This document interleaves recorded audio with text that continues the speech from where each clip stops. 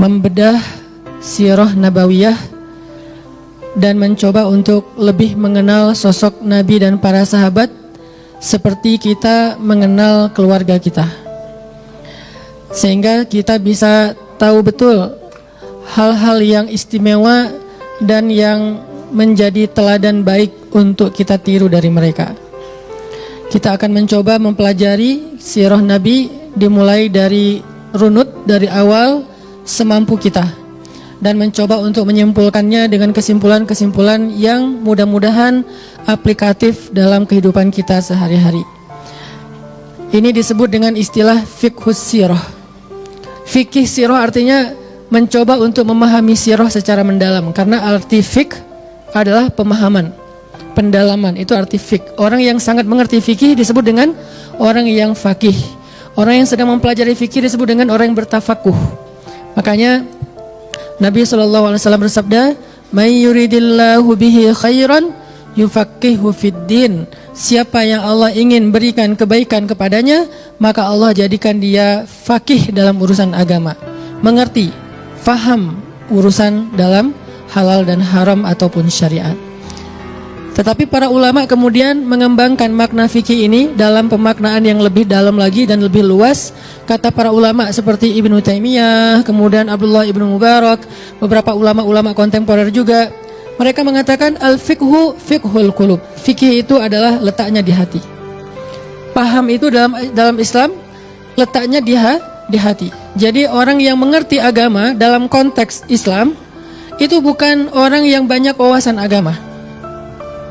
Dia belum tentu menjadi orang yang paling faqih dalam urusan agama. Makanya ketika Nabi mengatakan yufaqihu fiddin, siapa orang yang Allah ingin berikan kebaikan baginya, maka Allah jadikan dia paham agama. Maksud paham agama dalam hadis ini menurut para ulama adalah Allah jadikan agama itu terasa di hatinya. Apa yang Allah halalkan, maka di hatinya menjadi sesuatu yang menyenangkan. Apa yang Allah haramkan, maka di hatinya menjadi sesuatu yang dia benci. Berarti dia menjadi orang yang paham agama. Kalau dia tahu halal dan haram tapi belum bisa menyukai dan membencinya, berarti dia belum mengerti agama, baru tahu agama. Orang yang banyak wawasan tentang agama dalam Islam atau dalam bahasa Arab disebut sebagai orang yang musaqqaf. Arti musaqqaf orang yang berwawasan, tapi bukan faqih, bukan alim. Orang yang alim, orang yang faqih, orang yang hakim. Alim itu artinya berilmu, faqih itu orang yang mengerti, hakim itu orang yang bijaksana dalam agama kita adalah orang yang merasakan semua ilmu itu di sini, di hatinya. Dalam bentuk rasa. Kalau di hati itu bukan dalam bentuk hafalan, bukan dalam bentuk wawasan, bukan dalam bentuk teori, tetapi dalam bentuk rasa. Termasuk diantaranya rasa takut. Makanya muncul ayat innama yakhsyallaha min ibadihi al-ulama. Sesungguhnya yang takut kepada Allah di antara hambanya orang yang berilmu. Berarti indikasi ilmu dalam agama kita adalah orang yang memiliki rasa takut, bukan yang banyak wawasan, tapi punya rasa takut. Semakin besar rasa takutnya kepada Allah, berarti dia semakin alim sampai ke derajat allamah, orang yang sangat berilmu, karena rasa takutnya luar biasa. Apa indikasi atau ekspresi ketakutannya kepada Allah? Dia meninggalkan dosa, dia takut dengan azab Allah, dia menangis sepanjang malam mengingat dosa-dosanya dan tentang hari kiamat. Ini adalah ekspresi dari rasa takut yang ada di hatinya, dan dia disebut dengan orang yang hakim, orang yang alim, orang yang faqih. Sehingga ketika kita membawa makna fikih ini ke dalam konteks sirah, maka kita mencoba merasakan sirah itu di dalam hati. Bukan sekedar tahu sirah, tapi mengerti sirah. Kalau tahu sirah berarti dia punya sakofah, dia punya wawasan tentang sirah nabawiyah.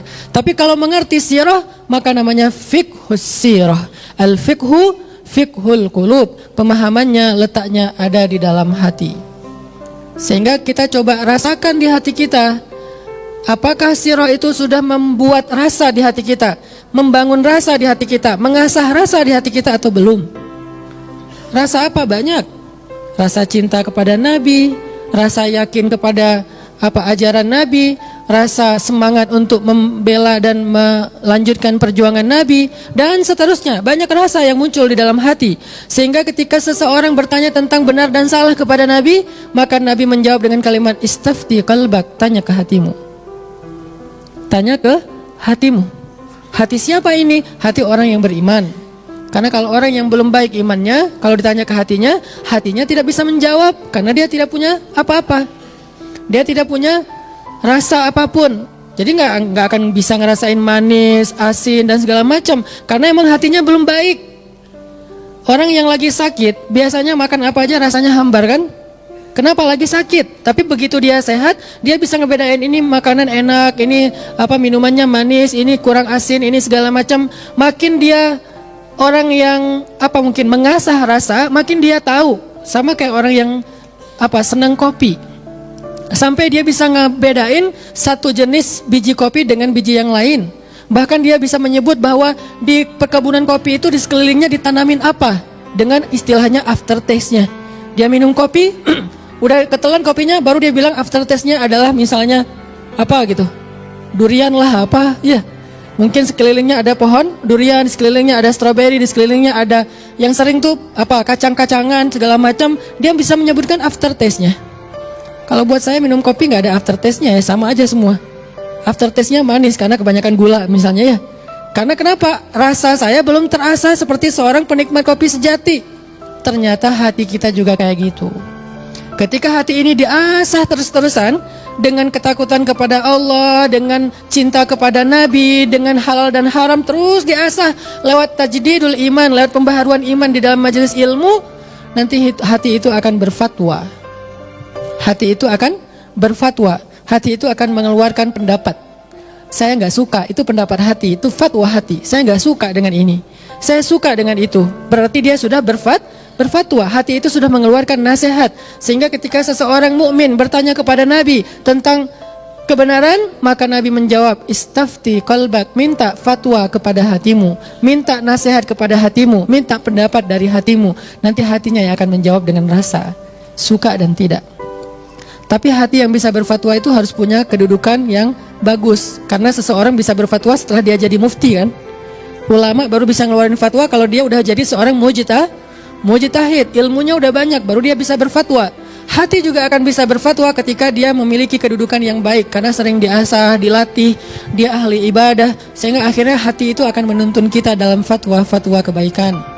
Dia akan mengatakan, jangan ini, saya nggak suka. Akhirnya dengan sendirinya kita menjauh dari sesuatu yang tidak disukai hati. Apa yang tidak disukai hati? Apa yang tidak disukai oleh Allah SWT. Berarti hatinya sudah dituntun oleh Allah, matanya sudah dituntun oleh Allah, tangannya sudah dituntun oleh Allah. Makanya balik lagi kepada konteks sirah, kita pengen belajar sirah itu bukan sekedar wawasan tentang sirah Nabi. Itu udah banyak ustadz yang menyampaikan, dan mungkin datanya lebih banyak daripada yang saya sampaikan. Yang kita pengen sekarang adalah fiqhus sirah, memahami sirah dengan hati, sampai memunculkan rasa, sampai memunculkan selera, sampai memunculkan tes, sampai akhirnya dengan selera, rasa, dan tes itu terbentuklah behavior, perilaku, atau dalam bahasa yang lebih umumnya akhlak. Itu tujuan kita belajar sirah nabawiyah. Kalau dengan membaca sirah nggak bertambah yakin di dalam hati kita, berarti sirah itu belum jadi fikih. Baru jadi apa? Sakafah, baru jadi wawasan. Berarti kajian kita tidak disebut dengan sekedar tafakuh, tetapi mungkin kajian kita baru taskif, baru penambahan wawasan. Makanya kita berharap belajar sirah kita itu muncul rasa di hati kita, seperti rasa yang dirasakan oleh para sahabat. Cintanya sahabat kepada Nabi, saking cintanya mereka kepada Nabi membuat mereka melakukan hal-hal yang luar biasa. Kita belajar sirah tujuannya biar bisa memiliki rasa yang sama dengan sahabat. Karena kita nggak pernah ketemu Nabi, dan nggak semua kita punya kesempatan untuk ziarah ke makam Nabi. Terus gimana cara kita untuk bisa menghadirkan rasa cinta kepada Nabi? Salah satunya adalah dengan belajar fiqhus sirah, membawa sirah ke dalam hati supaya muncul rasa. Ada lagi sahabat yang sangat mirip wajahnya dengan Nabi di antara sahabat-sahabat, namanya Mus'ab bin Umair. Mus'ab ini termasuk sahabat yang paling mirip wajahnya dengan Nabi. Nabi paling mirip wajahnya dengan Ibrahim di antara para anbiya. Jadi para anbiya ini ada kemiripan satu dengan yang lain. Nabi Muhammad di antara para nabi paling mirip itu dengan Nabi Ibrahim secara wajah. Kalau di antara sahabat yang paling mirip dengan Nabi Muhammad secara wajah adalah Mus'ab bin Umair. Sehingga dalam peperangan yang paling berat bagi kaum muslimin dalam sejarah Nabi, yaitu perang Uhud. Ketika kaum muslimin sedang dikepung oleh orang-orang kafir yang waktu itu salah satunya Khalid dan Abu Sufyan, keduanya belum masuk Islam. Mereka mengejar di mana Muhammad. Yang mereka incar cuma satu orang, Muhammad. Mereka ingin membunuh Nabi. Khalid mengejar Nabi, Abu Sufyan mengejar Nabi, Ikrimah marah banget atas kematian ayahnya di perang Badar, mengejar Nabi. Walaupun suatu saat Ikrimah akan jadi pembela Nabi. Yang jelas semuanya ngincar Nabi. Semuanya tertuju di mana Muhammad, di mana Muhammad, di mana Muhammad. Kalau mereka bisa membunuh Nabi, maka selesailah segala urusan. Tiba-tiba muncullah Mus'ab bin Umair, berpenampilan persis seperti Nabi. Dan dia berdiri di depan banyak musuhnya, berharap mereka melihat Mus'ab bin Umair dan mengira dia adalah Muhammad. Dan benar, ternyata ketika mereka melihat Mus'ab bin Umair, mereka mengatakan, itu Muhammad, itu Muhammad. Akhirnya Mus'ab bin Umair diserang oleh sekian banyak musuh, dan akhirnya di dalam tubuh Mus'ab bin Umair ada puluhan bekas sayatan pedang, tombak, dan seterusnya. Maka syahidlah Mus'ab bin Umair, menjelma seolah-olah dia adalah Rasulullah SAW. Di lisannya ketika dia sedang sakit keras, saat dia dibacok rame-rame, dia mengatakan, wa ma Muhammadun illa rasulun qad khalat min qablihi rusul afa immata aw in qutila in qalabtum ala aqabikum. Muhammad itu adalah Rasulullah dan telah diutus kepada kalian sebelumnya rasul-rasul seperti dia. Dan apakah jika dia mati atau terbunuh, kalian akan kembali kufur seperti dahulu? Sengaja Mus'ab membaca ayat ini agar mengatakan bahwa seolah-olah jika Muhammad hari ini mati, padahal dia bukan Muhammad. Sehingga orang-orang kafir merasa yakin sekali sedang membunuh Muhammad. Setelah itu kemudian mereka berteriak, Muhammad telah terbunuh, Muhammad telah terbunuh. Karena Mus'ab sudah terbunuh. Mus'ab bin Umair, begitu cintanya dia kepada Nabi, sampai rela menggantikan tempat Nabi agar dia menjadi sasaran musuh dan Nabi selamat dalam perang Uhud. Cinta, ini namanya fikih, punya rasa yang kuat. Abu Bakar As-Siddiq, ketika Nabi SAW membacakan ayat di dalam Haji Wada, idza jaa nasrullahi wal fath wa ra'aitan nasa yadkhuluna fi dinillahi afwaja. Sebagian riwayat mengatakan al-yauma akmaltu lakum dinakum wa atmamtu alaikum ni'mati. Yang jelas ayat kemenangan. Para sahabat bertakbir, Allahu Akbar, Allahu Akbar. Ayat ini pertanda bahwa Islam sudah dimenangkan oleh Allah. Islam sudah eksis, Islam sudah mendapatkan kejayaan. Mereka semua bertakbir kecuali satu orang, Abu Bakar As-Siddiq, yang menangis.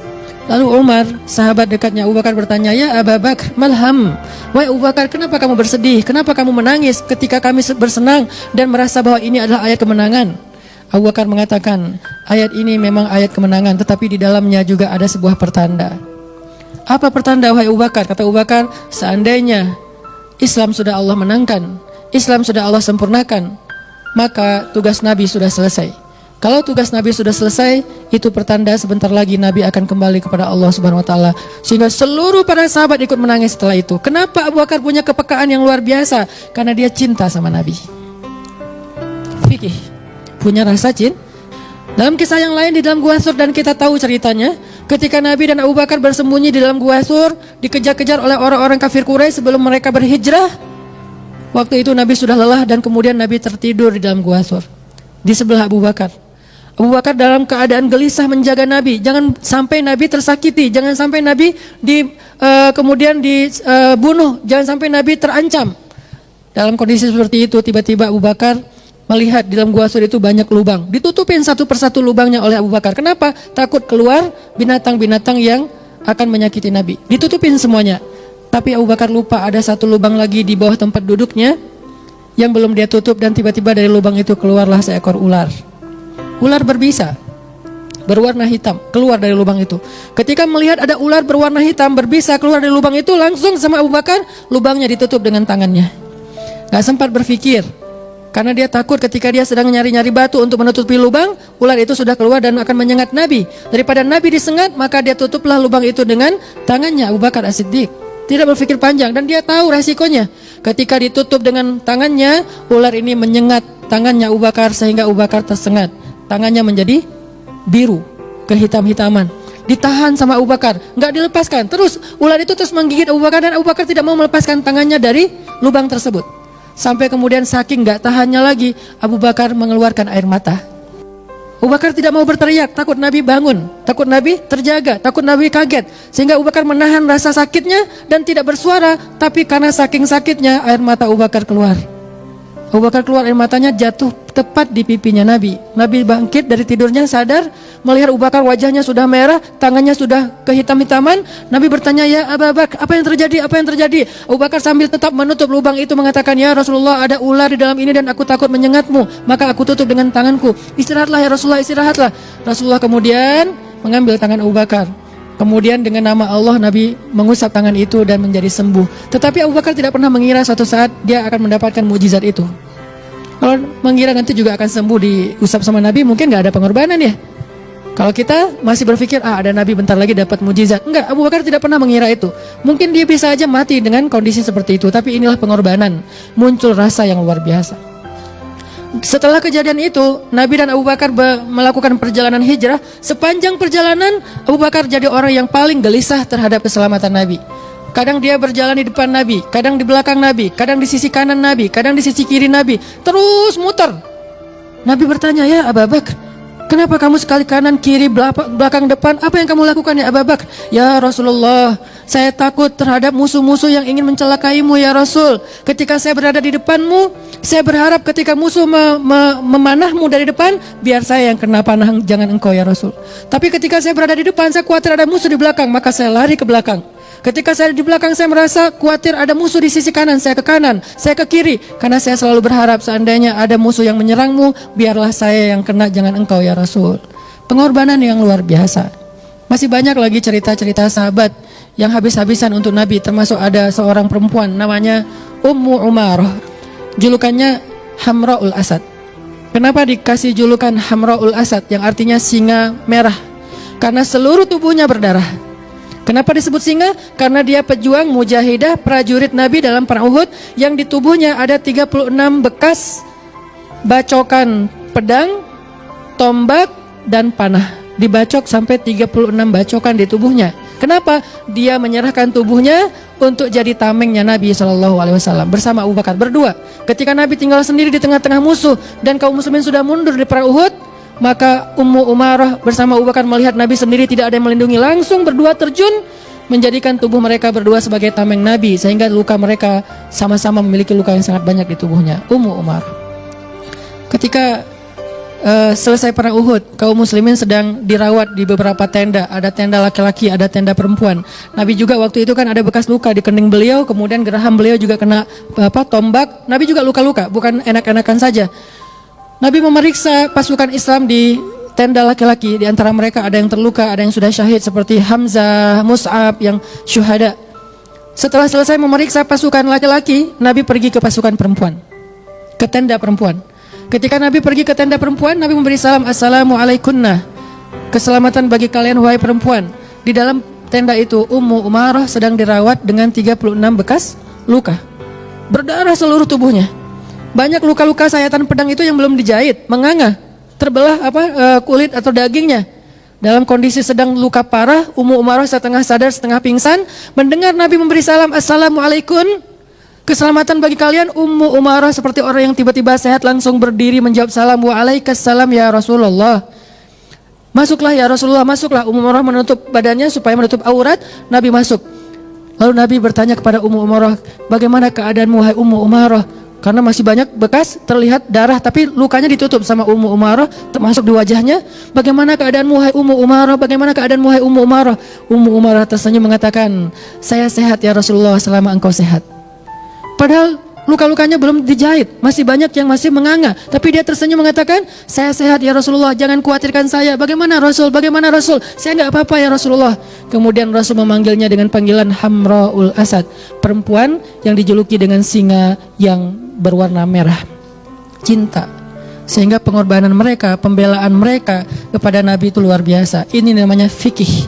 Al-fiqhu fiqhul qulub. Kita pengen belajar punya rasa itu di dalam hati kita tentang Rasulullah dengan mempelajari sirah nabawiyah. Nanti setelah ini kita lanjutkan masuk kepada tanda-tanda kenabian, insyaallah ba'dal isya.